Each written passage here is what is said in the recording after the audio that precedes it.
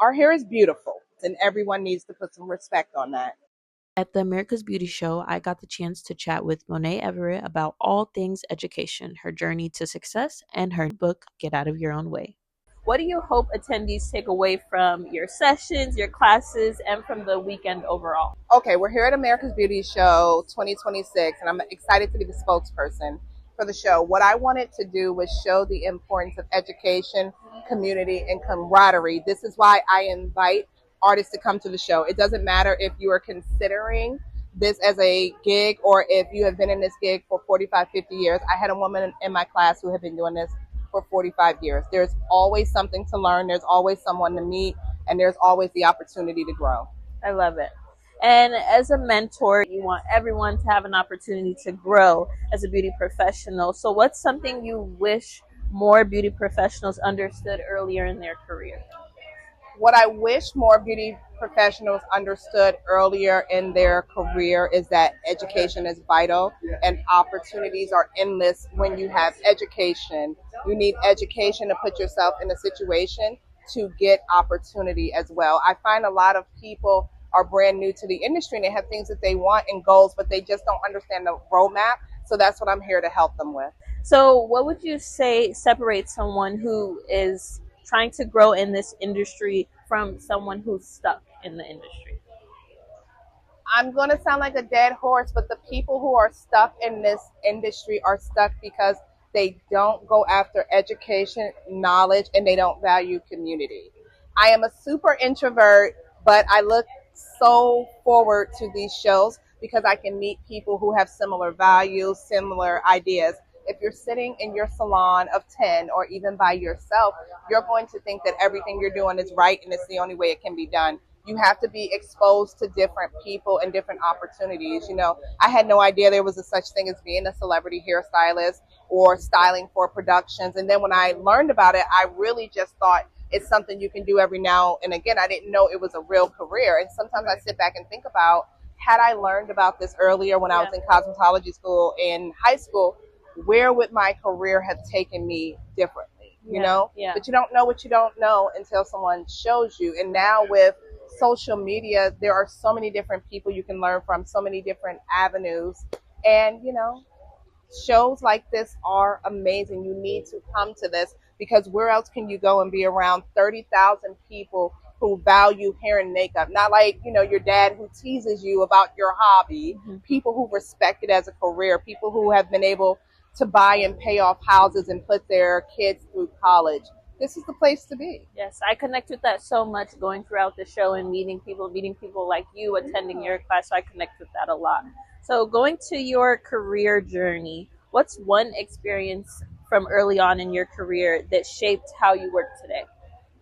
Oh, so many experiences shaped how I work today. Which one do I want to call out? Oh,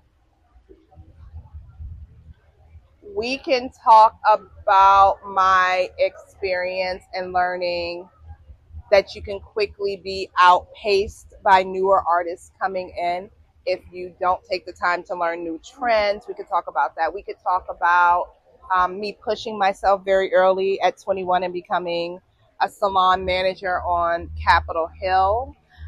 It was very scary and everyone told me, don't do it, you're too young. But I always felt if I don't push myself to do things, how do I know if I can do it or not?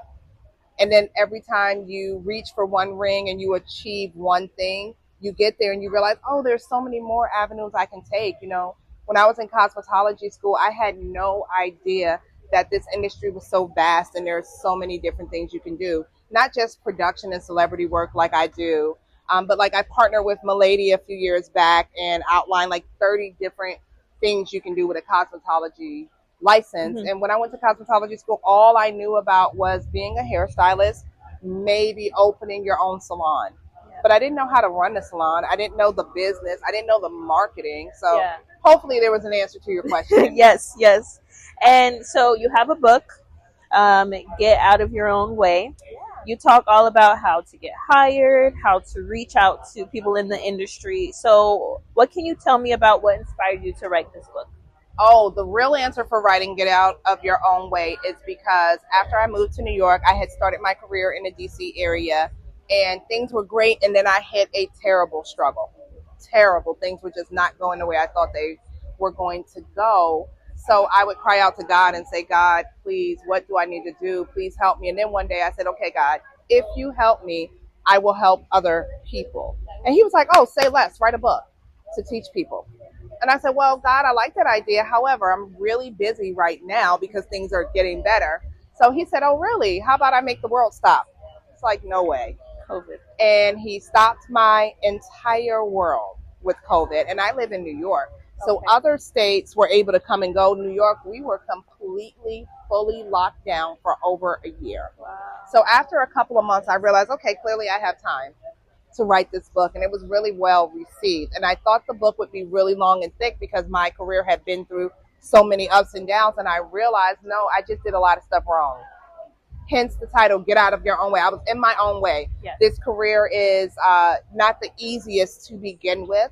It's very easy to make decisions that are not right for you. And I did a lot of that. I listened to a lot of the wrong people who seemed like they knew what they were talking about. And baby, they were running me in circles. So I said, I don't want this for other artists. I want to help people. I don't want to gatekeep. So I wrote Get Out of Your Own Way. I love that. So without saying too much about the book, because everybody needs to go buy it, what's one key message from the book that you think every beauty professional should connect with?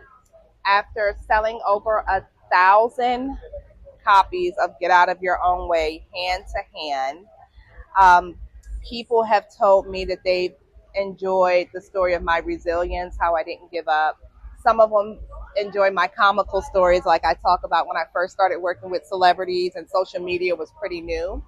I would post my opinions on TV shows and celebrities. I didn't put two and two together that one day I might have to answer for that. So I one day had gotten booked to work with multiple different talent, and one of them was not nice to me, and I couldn't figure out why. Well, his PR person had found my post, and I wasn't saying the nicest things about him. They were true. Let's never forget that part. What I was saying was true. But I was held accountable, so I found out the weight that your words carry and how important your reputation is. So sometimes they like the anecdotes, sometimes they like the comedy, but they always appreciate the truth that I'm telling in the book. They appreciate me talking about contracts and budgets and how you are perceived and what you need to do to be a business person. Yeah. Okay, one last question. Take your time, as many questions as you'd like. Okay. What keeps you motivated at this stage in your career? I stay motivated because literally I learn new things I could do all the time. I am still learning. I am still growing. I still appreciate teaching others, but I learn from the people that I teach as well. So looking and saying, what do I want my legacy to be? I want my legacy to be that I helped people and that I left them better than I found them. I'll ask one more since you said I could. You take your time. We are in no rush. Okay. When I attended your class, like I said, I connected with it a lot because I actually chopped all my hair off because I was struggling with how to style it and everything. Yeah. So the twists and the wash and goes you were showing, what inspired you to show those things in your class? So I was inspired to do a class taking from very basic textured hairstyling, like a wash and go and twist out, all the way up to really creative editorial styles, because I think there's a really big misconception that textured hair, one, is difficult to do, two, you can't change it, but the core of that is some people still find textured hair unattractive. So what I aim to do is show our hair is beautiful, first and foremost. The way it grows out of our head is gorgeous, and everyone needs to put some respect on that. Secondly, I want to show that it doesn't have to be difficult. It can be versatile. I'm on that stage for 45 minutes to an hour, and I like to generally show a minimum of 2 different hairstyles with textured hair so that people can see the beauty and the creativity associated with it. All right. Thank you so much. I really appreciate it. You're welcome, Maya. Give me some love. Yes. Thank you.